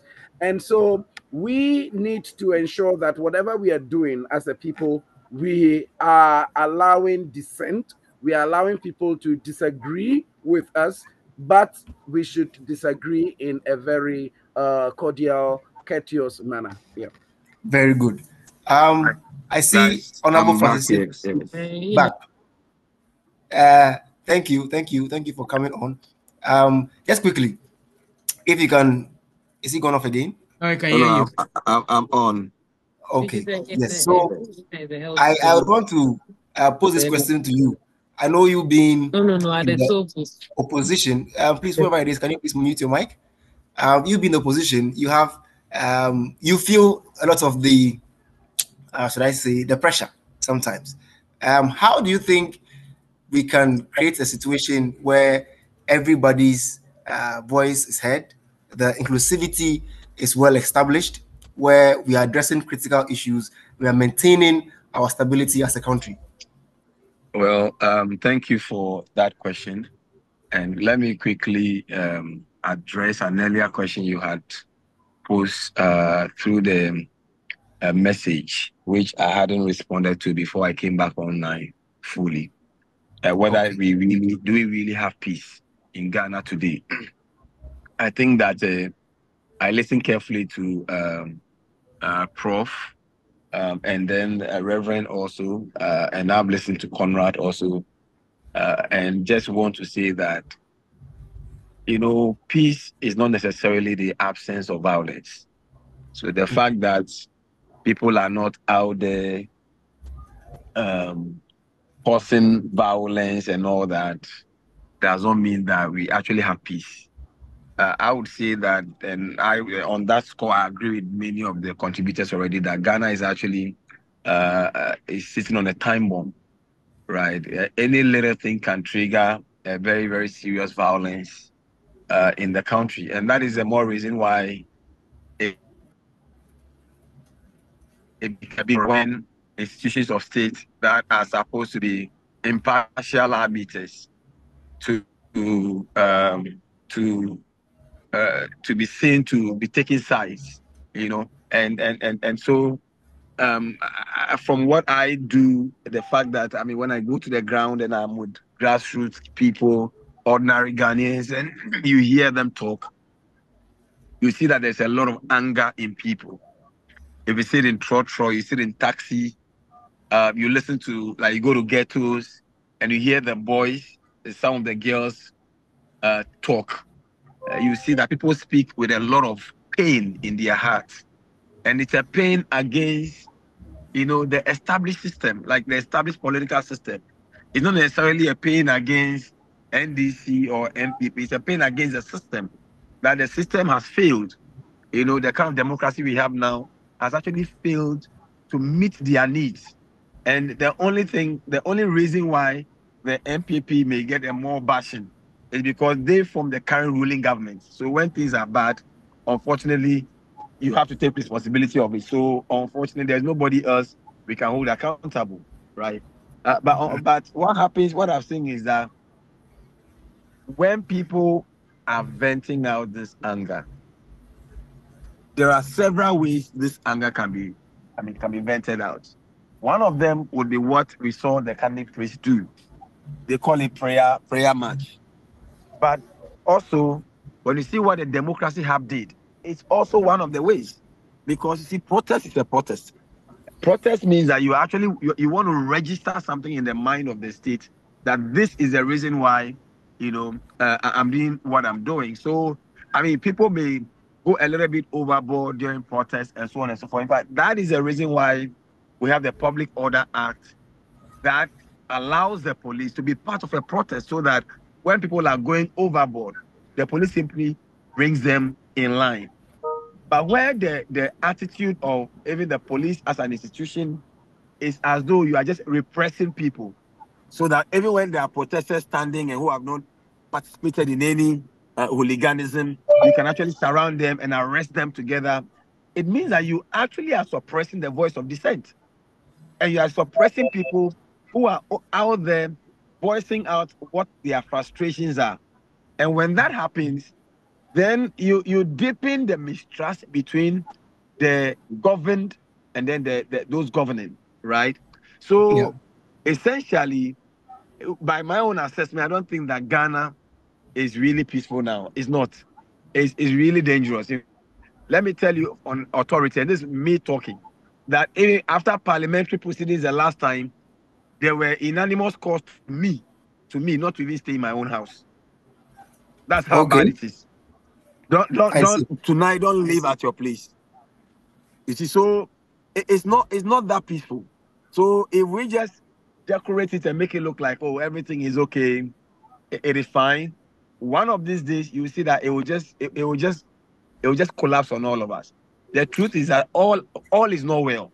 And all is not well because the institutions, the independent institutions that are supposed to be protecting the people, are now taking sides with the executive and rather violating the people. Honorable, I think your point is well made with this issue. I think you've made it clear that things are not well. And I'll now move over to Reverend, who will give us a spiritual point to this. Reverend, what should we do to make things well?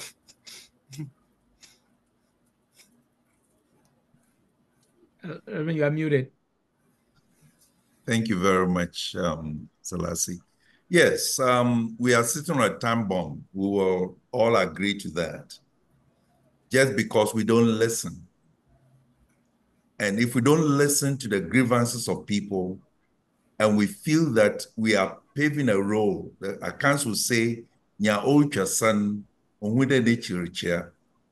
Because it is the people who will vent to say that we are not happy about this or that. And so if you don't give them the opportunity to speak, or why do people go and protest? Because they are finding ways to talk and nobody is listening. Nobody is taking their view. And I'm not only saying this for this government, but successive government that has come to the scene, we have the same problem. And why do we have that? Why can't we have human beings, Ghanaians in this particular area, who want to say that, look, even though I am in this party, my brother, my co-brother, or my biological sister or mother is in the other one. So we must do things to let people do that. So love your neighbor as yourself is a golden rule. that Jesus gave us. And so long as we will fail to do that and think that when we are in power, then we have the right to do whatever we like, it will never going to give us the peace that we need. And if you lose an election, it doesn't mean that is the end of your life. But people come to election, people want to come to power because of what they think they want to get and not what they do for the nation. That is my personal observation. And I think that we need to face that. Apart from that, there are people, honest people, who really want to work for the nation. And yet some of them don't even get the opportunity. And when they get the opportunity, other rank and file people are destroying the view or the goals that they have. All right, and makes the person look bad. So we have a multifaceted problem in the nation. But I believe that as the more we talk and the more we discuss issues, especially bringing the political and the flag bearers together to sit down and talk and just debrief and reason together, not campaigning, but let's see what we can do as leaders of the political parties, all right, and not just speaking for your own party, but let's see what we can do for Ghana. If we can achieve this, I believe we'll go a long way. The key, love your neighbor as yourself. Thank you so much, Rev. Thank you so much, Rev. Now I'll go to Conrad Kakraba to speak on the fact that, do you see, from where you sit as a United Nations rep in Ghana, do you foresee any external influences in our party politics, and which is going to disrupt our stability? Maybe also add how you think we can address some of these issues. Right. Thank you very much. Now, political influences, external influences in our politics will always exist because we are not an island, and we are in a committee of nations. And so people are interested in us. We are also interested in others.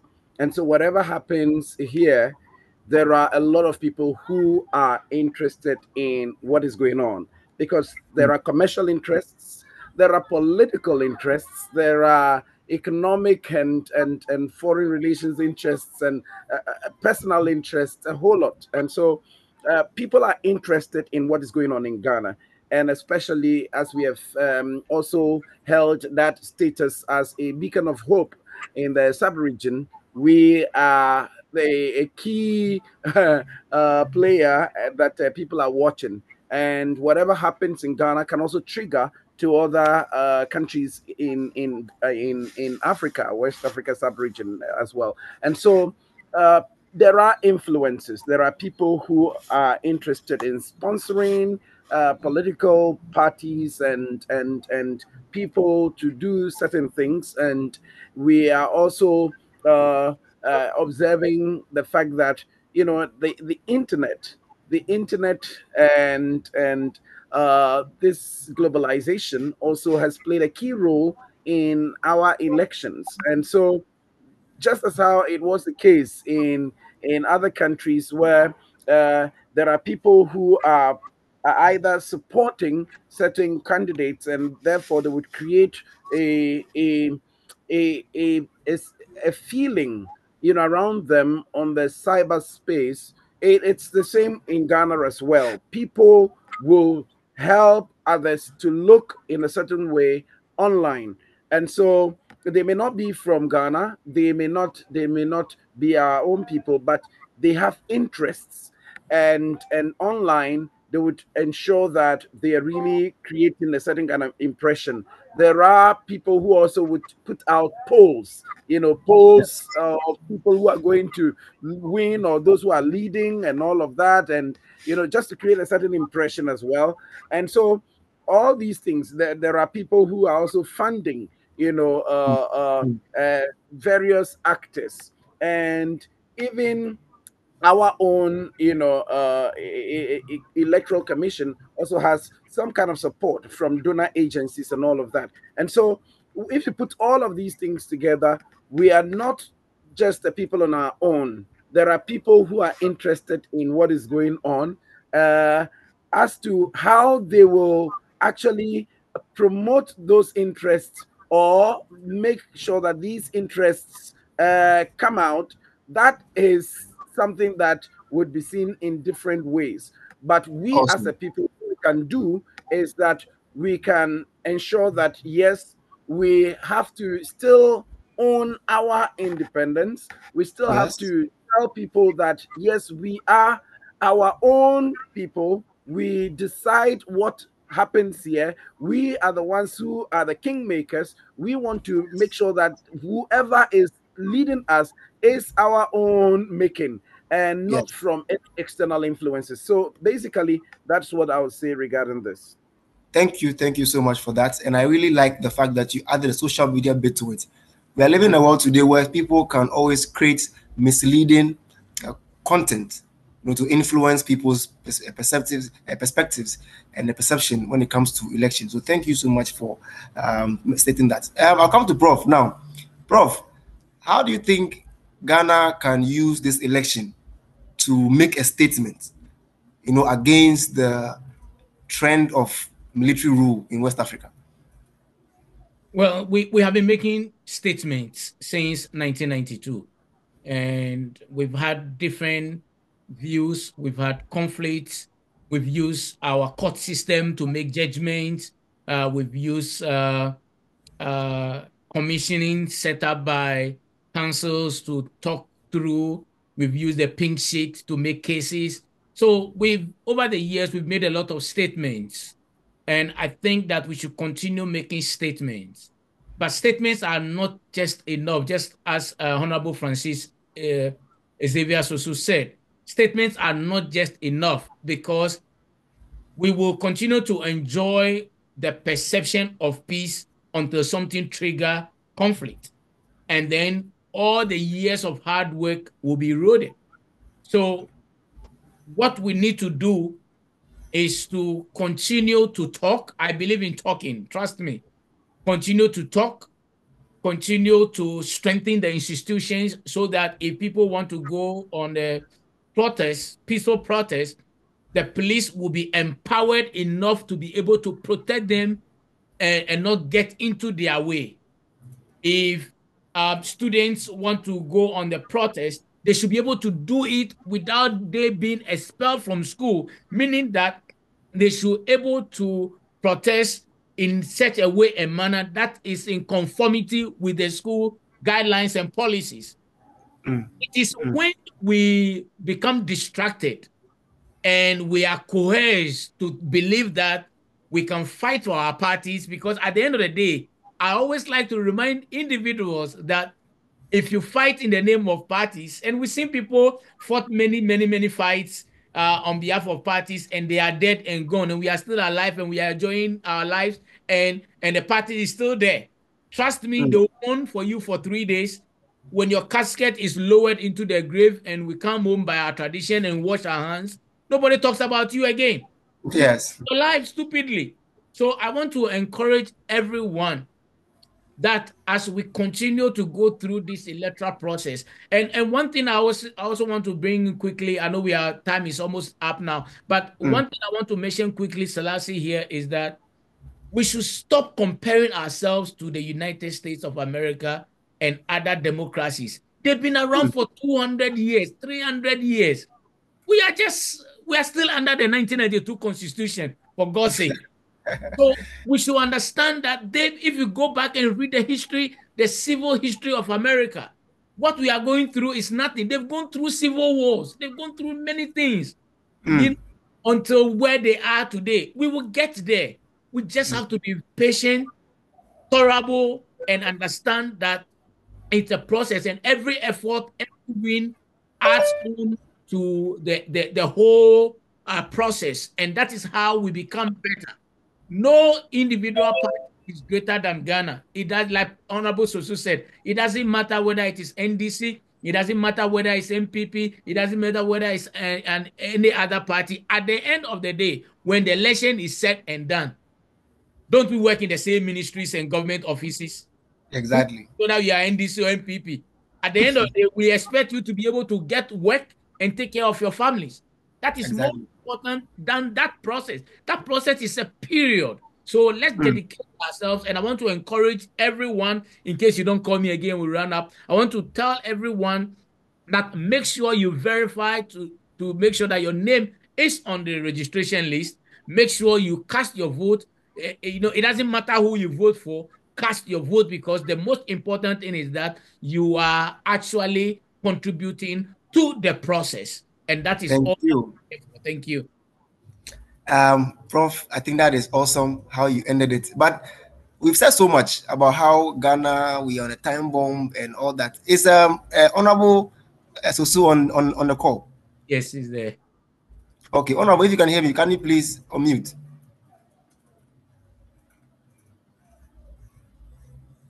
Oh, I want to get Honorable's take on this before we end this call. Anyway, so all the talk is done, but I want to take from each and every one. I'll start with Conrad Kakraba, senior comrade.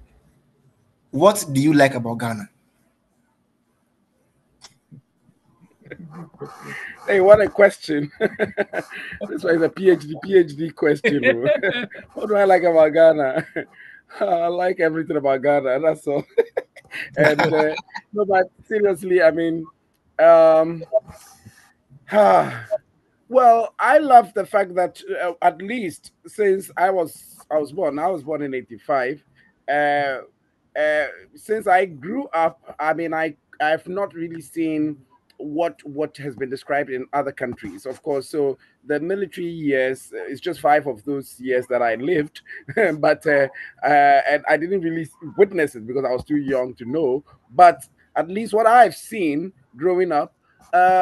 I am happy that at least we are making some strides that are commendable. But the issue is about the fact that we should still keep in mind that we have a fragile democracy, as Prof just mentioned, and the fact that we are still working things out to see how best we can make it very good and a model for the other countries in Africa. And I also Awesome. like the fact that we as a people, we are not indifferent. We are very active. We take some kind of concern when it comes to what is happening around us. And I love it that we are all stakeholders and we are actively participating and having fora like this to be able to talk about what we can do and to educate the masses. And I really love the fact also that we, the media, have also grown, over the years. We have learned a lot, from the mistakes that we have made. And because the media is one of those that can really set the country on fire, like in Rwanda's case. And so I love the fact that we are growing. We are getting many people who are managing the media that are a bit more enlightened now and have also seen what has happened elsewhere and can easily control people who are getting wayward. And so Very these good. are the things that I would say that I'm happy about Ghana. Very good. I'll move the same question to Reverend Isaac. Please tell us, what do you like about Ghana? Your mic is mute, please. Kindly unmute.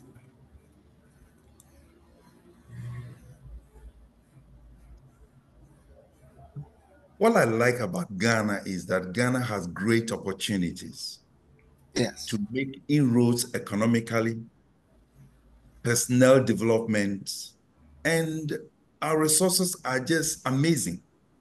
The only thing is that we are not making use of these giftings that God has given us. And we are messing things around. Okay, and that is the painful aspect. But I like Ghana because we have great opportunities to show the world and to show other people that we can do what we want to do. And that is Ghana. All right, Ghana is great. Ghana is resourceful. All right, and we need to put our brains together and forget about and leave this selfish mentality that each one of us want to have when we get the opportunity to rule. Make use of the other brothers and sisters because Ghana is a great nation. Thank you. Thank you. Thank you so much for Professor. I know you are not in Ghana currently, but I know you still miss Ghana. What do you like about Ghana? Well, I mean, I love Ghana, trust me. And I love Ghana because from the diplomatic standpoint, I look at the stride that Ghana is making at the international front. Uh, you know, whether you like it or not, we have folks like His Excellency, the late Kofi Annan, who put Ghana on the spotlight big time. You know, we have Dr. Iben Chambers making big stride. We have Dr. Kospio Gabra.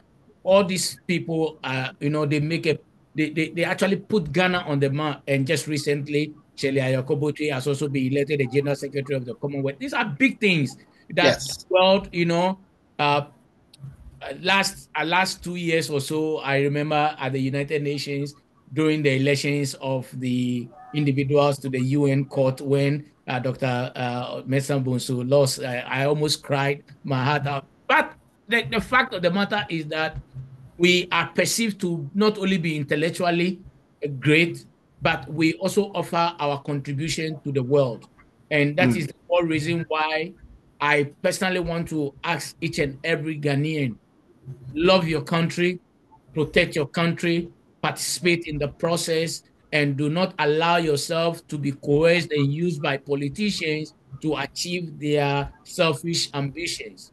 You know, when something is wrong, it is wrong. It doesn't matter whether it's NDC or it's MPP. It doesn't Yes. matter if it is wrong, it is wrong.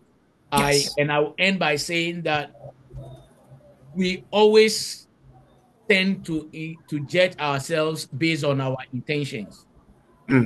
People will always judge us based on our actions.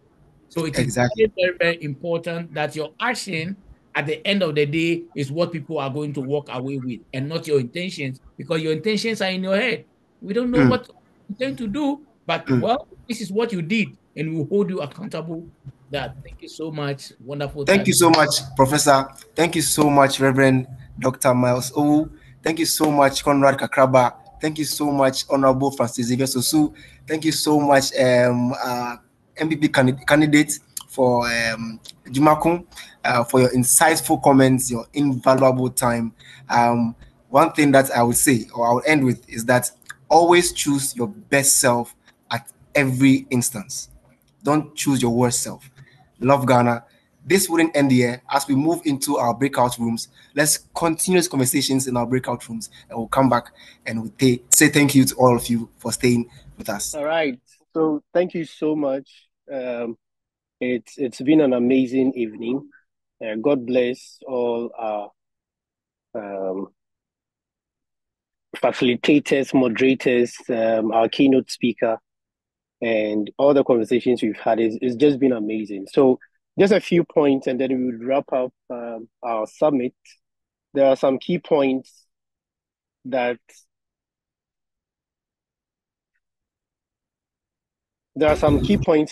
our keynote speaker highlighted.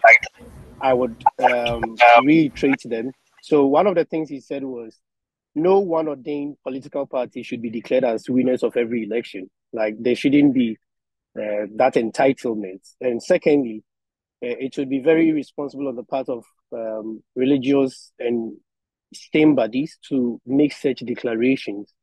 And he also suggested that the data and the research that is available should be compiled and used as continuous education to help foster our political landscape in the country. And then flag bearers should be made to speak on mechanisms to ensure peace whenever we are approaching elections, so that everybody would take a responsibility. We are supposed to prevent use of foul and loose languages that often than not arouses anger in people. And also the National Peace Council should be totally non-partisan. Their constitution should be made by all, not a specific political party constituting the National Peace Council. And also supports and sustenance of election peace organizations. So he has educated us that it should be financed by all major political parties, so that these individuals may have the integrity to practice without fear and intimidation as well. And that the political parties and all these institutions should be willing to listen to constructive criticism to help foster the peace dynamic that we have in the country. And also the NCCE should facilitate all needed engagements with concerned stakeholders and should be done by fairness. And that was a critical, and I think those of us who went to the media breakout room, we've had a very deep conversation on that. And also the role of the media the media should avoid sensationalization of issues. People want to drop the news quick.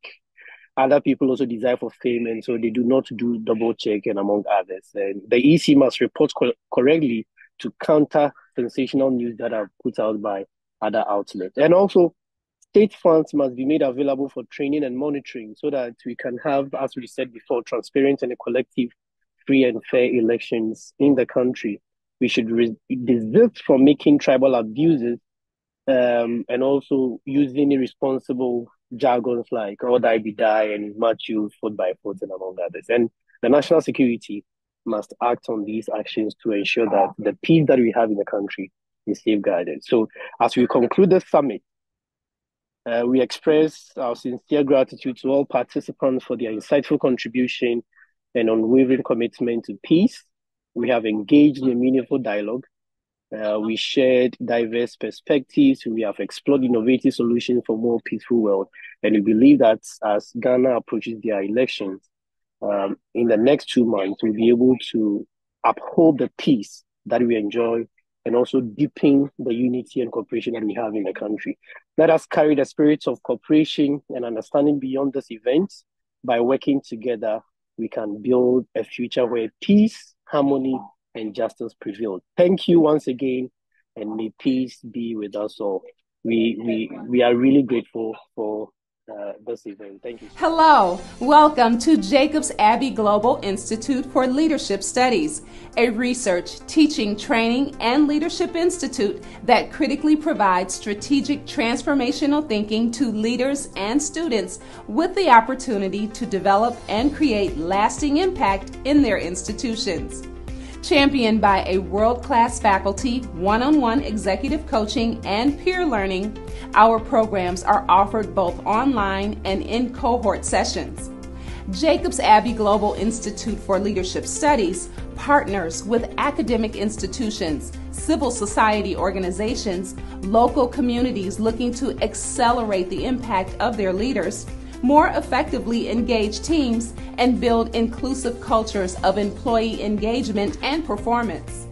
We offer courses such as certificate, diploma, and advanced diploma in counseling psychology, marriage counseling, applied psychology, child mental health, conflict and peace studies, international human rights law, security and governance, and in gender studies. For enrollment, email enroll@jaglobalinstitute.org or visit us online at jaglobalinstitute.org.